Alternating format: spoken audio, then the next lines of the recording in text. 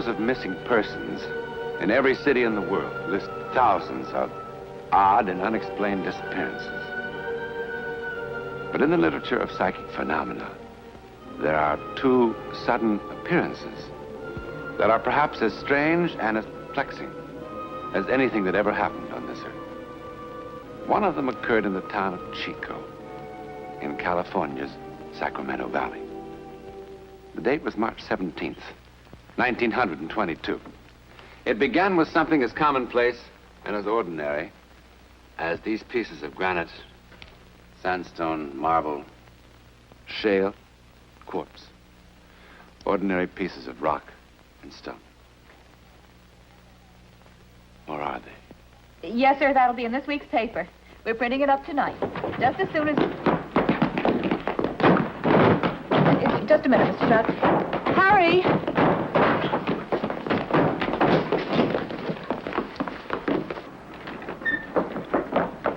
You be sure to stand on the porch roof. Here they come again!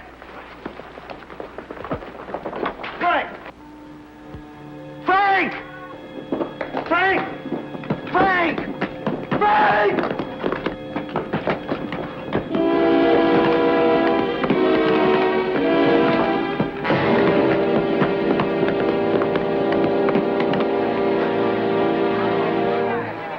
Guess that's it for today. Is he all right? I think he's just knocked out. Like the others. They're warm. Right on schedule, 3 o'clock. We'd better get him over to Doc Stanley. Oh, my goodness. Mr. Stroud, please forgive me. Mr. Stroud?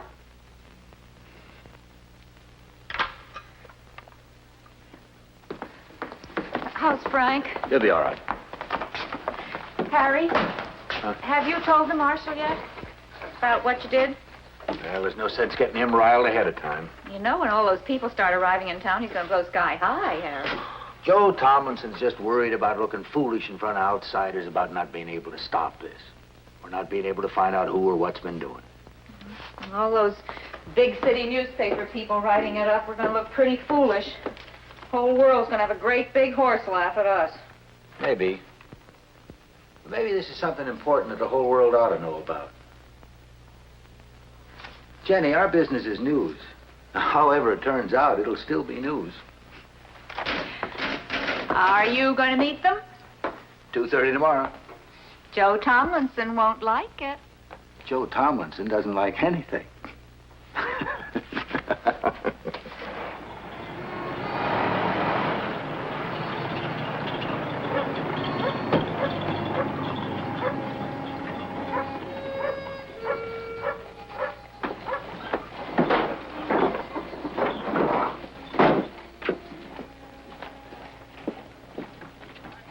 Is this the place they come down, Mr. Cole? For the last 3 days, yes. But you still don't believe me, do you? Oh, I imagine there's some stones coming from somewhere. I just don't think you're foolish enough to believe there's anything strange about it. You think this is a hoax, too? Well, let's say I'll have to be shown. Folks in Los Angeles like to read about this sort of thing, so whatever happens, I'll write about it, but I'll write the truth, Mr. Cole.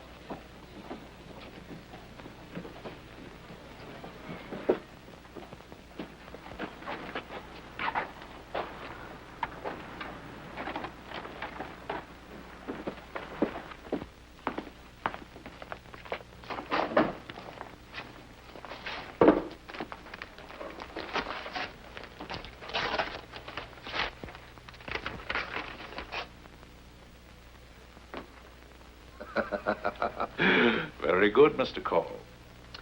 You've got a fine sense of theater. All the props in the right places at the right time. Listen to this, Bradley. Harry Cole, editor, Chico Chronicle. Dear sir, this is to inform you that I am the one who's been causing the stones and rocks to fall on Chico. To prove it, I will make them fall again tomorrow at exactly 3 o'clock and exactly where they fell today. And since I have repealed the law of gravity, I will have some of them float down from the sky. And sign the Ghost.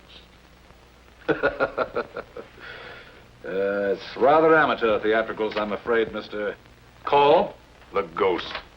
In the past 10 months, many people have come forward claiming to know who or what was responsible. Now, many of them were anonymous. Well, now you've got your answer. It's a ghost. I assume there are cranks all over the world, Mr. Towers, even in San Francisco. I merely thought, as a newspaper man, gathering information on a story, you would be interested in seeing that note. Oh, I'm interested. I'm very interested, Mr. Call, to see just how far you'll go to try to sell us this bill of goods. I'm not sure how they do things in the big city. But here, while I try to approach gathering news with a healthy skepticism, I hope I do it without arrogance or a smart alecky know-it-all attitude. Very well put, Mr. Call. Don't you think so, Towers? See, you got visitors, Harry. Hi, Joe. It's the town marshal, gentlemen, Mr. Joseph Tomlinson. This is Mr. Towers of the San Francisco... Yeah, I know who they are. You don't seem very happy to see us here, Marshal. No, I'm not. I think this is strictly a local affair. It's nobody else's business. How do you know that, Marshal? What? Well, I mean, unless you know who or what is responsible, how do you know it is local? What else can it be? Well, I'm sure you've been trying to find out for the past 10 months. Sure, naturally. Now, Chico isn't a very large town. If somebody is launching stones with some sort of catapult, I'm sure you'd have discovered him by now. If it's really happening. Don't you see, Bradley? It couldn't be anything else. There are no hills around here. Those stones come straight down from nowhere. Sure they do. Where's the highest spot in town, Marshal? The roof of Torrey's warehouse up on High Street. Can we go up there? Certainly. Well, that's where I want to be at 3 o'clock. With field glasses. That's Harry Call's place, huh? Yeah.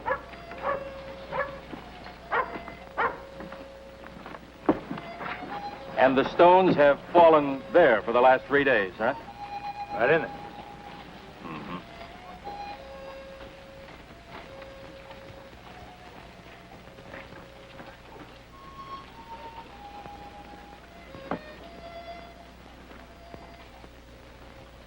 Well, they could easily have been thrown from here, with some sort of machine. Couldn't they?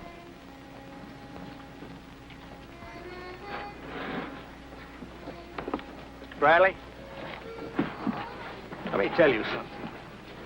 For the last 10 months, those rocks have fallen just about every place in this town. At all sorts of different hours, day and night. And plenty of those times I've been right here with those glasses. But like Call said, they always fall straight down.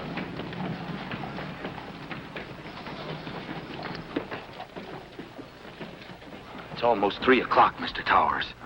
Just a minute or so by my watch. Well, at least come in under the porch roof. No, sir. This I want to see from beginning to end. There. There, Mr. Bradley, a little more to your left. Up there.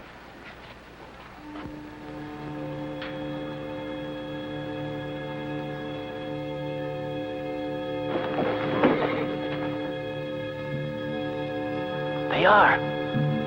They're falling from an empty sky. They're floating.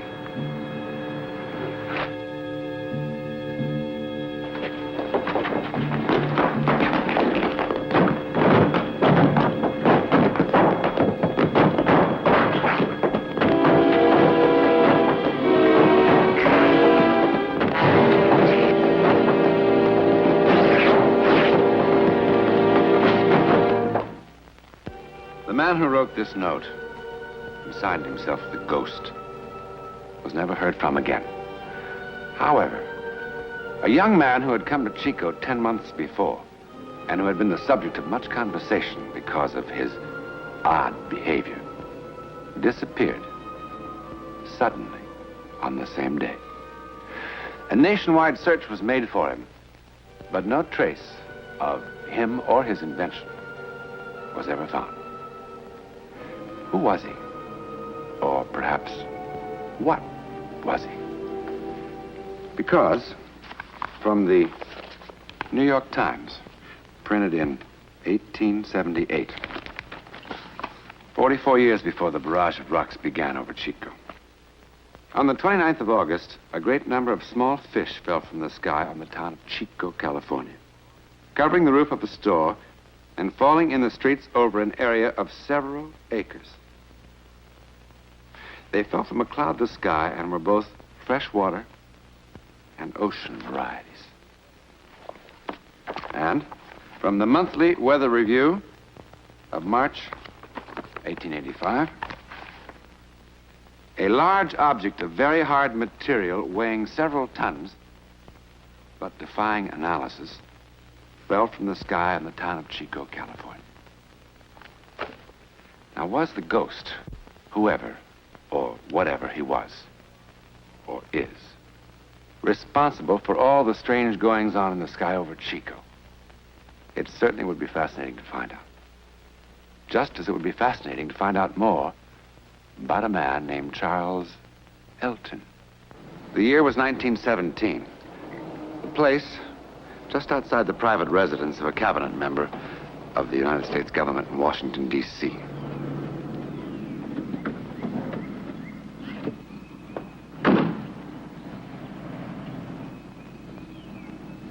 Charles Elton, if that really was his name, chose to make an appearance here in a most unorthodox manner. But then he proved to be a most unorthodox individual.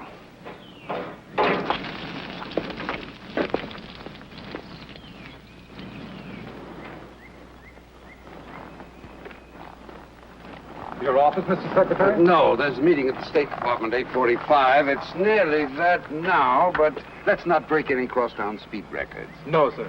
I'm afraid you won't be able to leave just yet, Mr. Secretary. Who are you and what do you want? Just to show the Secretary something of great importance. You better get out of here fast. Sir, you have a reputation for being a reasonable man. I'm sure you can see if you will notice this car is in no condition to take you anywhere. So you might as well let me fix it. Fix it. There isn't a gasoline station around for at least a mile. Which is precisely why I chose to empty your gasoline tank here. Mr. Secretary, please forgive my methods. But after waiting in your outer office 4 days in vain... There may be enough gasoline in the lines to get to a gas station.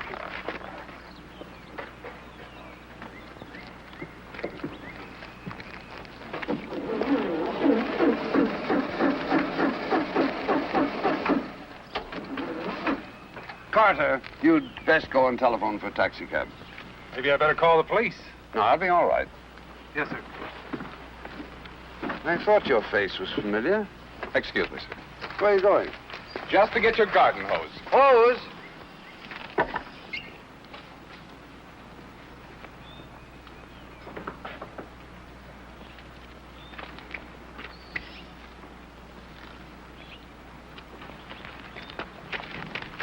Here, what are you doing? Fixing it so you can drive to the State Department. Great Scott, man, you'll ruin the motor with water. Just water, yes. Well, do you think I sprinkle my lawn with gasoline? Mr. Secretary, please, relax.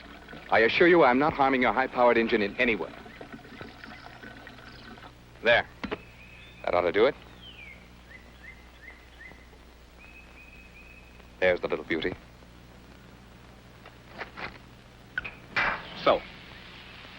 Now for a moment to allow for the effervescence to distribute the chemical throughout the water. And then... You'll want to watch this, Mr. Secretary.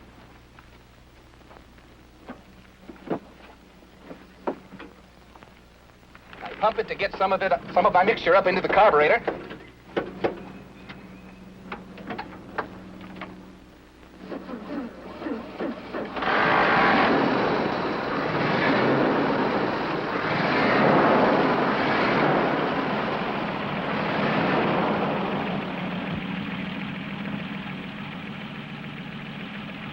Get in, Mr. Secretary. I'll have you at the State Department in 3 minutes. I'm a very careful driver, sir. Where did you get the gasoline, Mr. Secretary? Oh, from the garden hose. Naturally. Pardon, sir? Cancel the taxi cab. Yes, sir.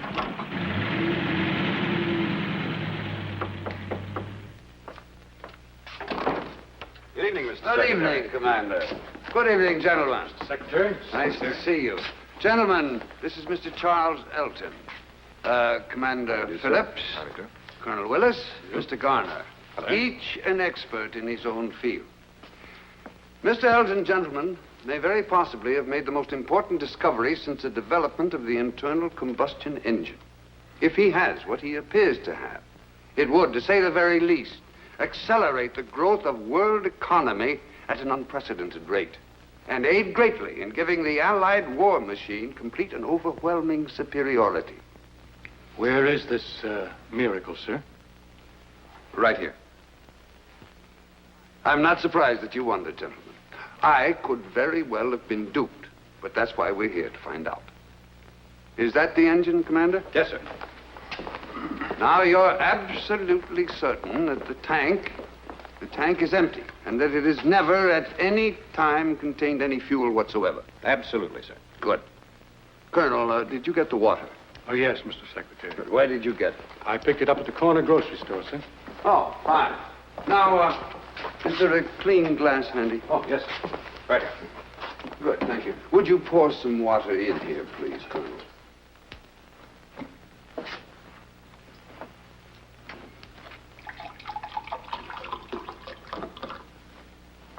Colonel, have a drink.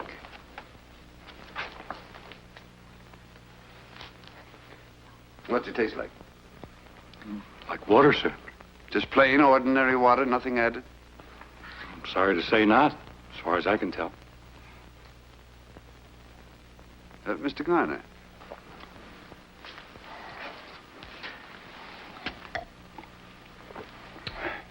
Just water?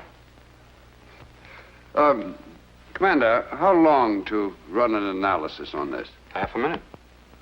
Good. Mr. Garner, is there anything at all unusual about this engine? No, it's just a plain automobile engine. Mm-hmm. Commander? I can tell better after they sit a while, sir. But so far, it's just good old H2O. Fine. Well, Mr. Elton, stage is yours. Thank you, sir.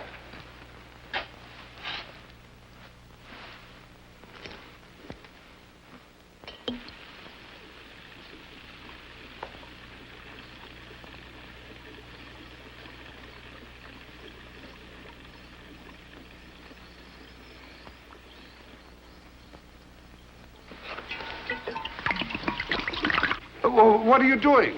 Just protecting myself, Mr. Secretary.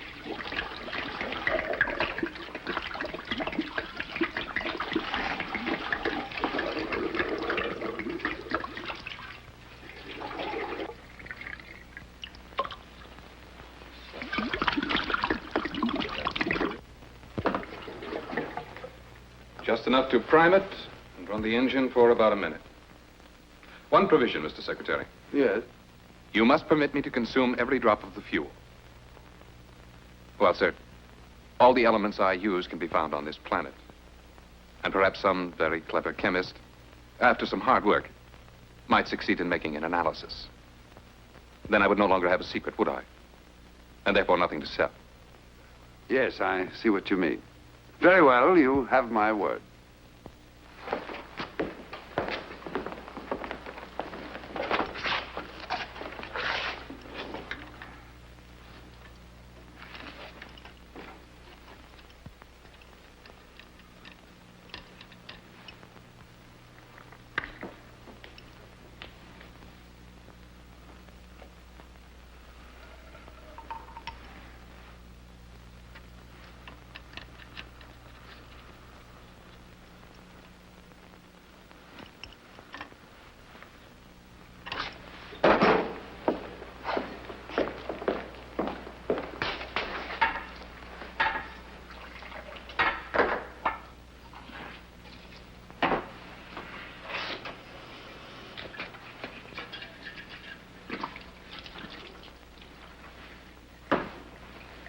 Very well, gentlemen. Someone can start the engine. Mr. Garner? But, Mr. Secretary, if you'll forgive me, there can only be one possible result. Water vapor and an internal combustion engine are incompatible. You'll simply ruin a perfectly good engine. That is a risk that I feel we can afford. Very well.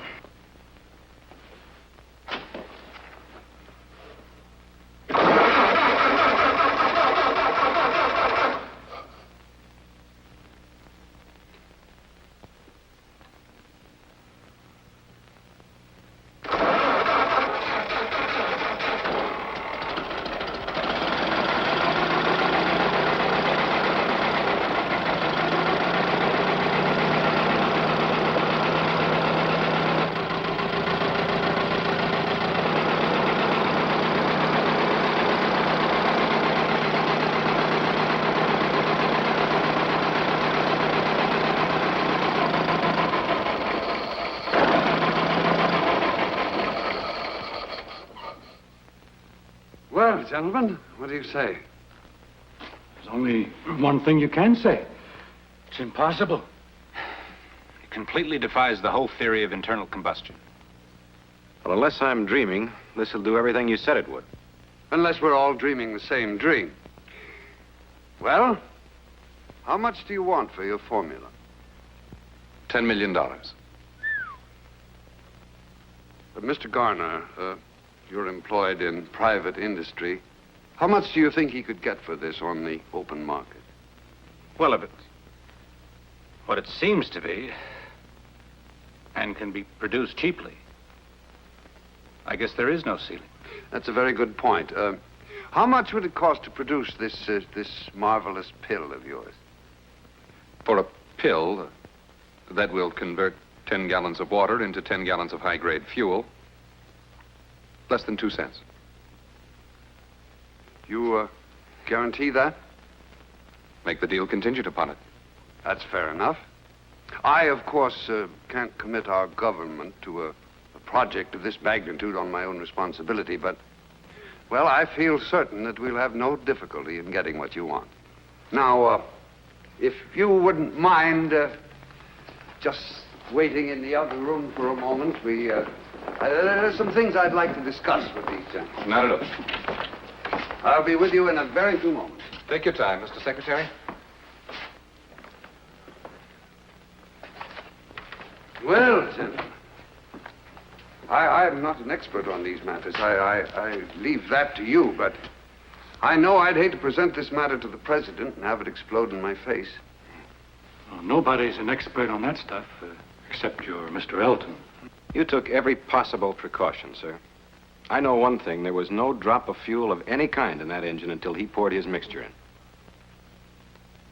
Mr. Garner, you're a very cautious man. Would you care to express an opinion? Man enough to be a complete fool to believe what we just saw. But I believe it. There's no other choice. Well, gentlemen, that's good enough for me. Mr. Elton, I'm glad to... Mr. Elton? Mr. Elton! He's gone. And he was gone. He had completely vanished. The FBI and the Secret Service for many, many months searched for Charles Elton. They checked every hotel and rooming house in Washington. They interviewed every Charles Elton in America.